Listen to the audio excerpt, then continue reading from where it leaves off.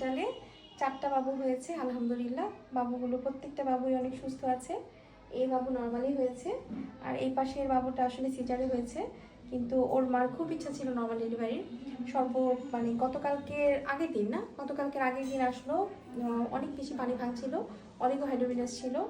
তারপরে যাই হোক আমরা ইন্ডাকশন দিই, 24 ঘন্টারও বেশি ওয়েট করি, কিন্তু আসলে প্রোগ্রেস হয়নি। আর এতবার 24 ঘন্টার বেশি, কত ঘন্টা, 36 ঘন্টা হয়ে গেছিলো মনে হয় না খাদিজা? প্রায় 36 ঘন্টা হয়ে গেছিলো, হ্যাঁ। তারপরেও কোনো যেহেতু প্রোগ্রেস হয়নি, তারপরে আমাদের আসলে ডিসিশন নিতে হয়েছে সিজারের। তো যাই হোক, আমি তো সবসময় বলি যে 10% সিজার লাগবে। আজকে এই বাবুটা সিজারে হয়েছে, এটা আমার রিলেটিভও। তো যাই হোক, সবাই দোয়া করবেন ওদের জন্য। আর আমার রিলেটিভ বলেই আমি এত বেশি রিস্ক নিতে পেরেছি, কারণ 24 ঘন্টার পরে হয়তো রিস্ক নিতাম না, আমি আরও রিস্ক নিয়েছি। ওরাও বলেছে সর্বোচ্চ চেষ্টা, যখন পেশেন্ট সর্বোচ্চ চেষ্টা করতে চায়, রিস্ক নিতে চায়, তখন কিন্তু তার জন্য রিস্ক নেওয়া যায়। কিন্তু পেশেন্ট যদি রিস্ক নিতে না চায়, সেক্ষেত্রে আসলে রিস্ক নেওয়া যায় না। তো ইন্ডাকশন দিলেই যে সবার ক্ষেত্রে হবে, ইমপ্রুভ হবে এমন না। কারো ক্ষেত্রে হয়, এর আগের জনের কিন্তু হয়েছিল, ওর কিন্তু হলো না। তো এটা আসলে বলা যাবে না, সম্পূর্ণই আল্লাহর উপরে ডিপেন্ড করে।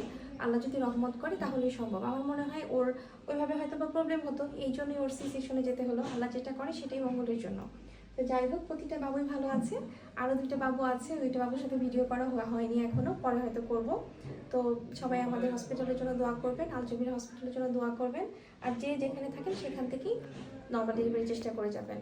আর যেটা বলবো যে আপনারা যারা আসেন সাথে, এখন অবশ্য দেখতে পাচ্ছি যারা আসছে তারা 100-এ 100 চেষ্টা করছে আসলে নর্মাল ডেলিভারির জন্য। সাথে আসলে লোকজন কম আসলে খুব ভালো হয়। সেক্ষেত্রে বাচ্চার নানু যারা হবে তারা না আসলে আরও বেশি ভালো হয়। তারা আসলে দেখা যায় নর্মাল ডেলিভারির চান্সটা একটু কমে যায়। তো ভালো থাকবেন, সুস্থ থাকবেন, আল্লাহ হাফেজ।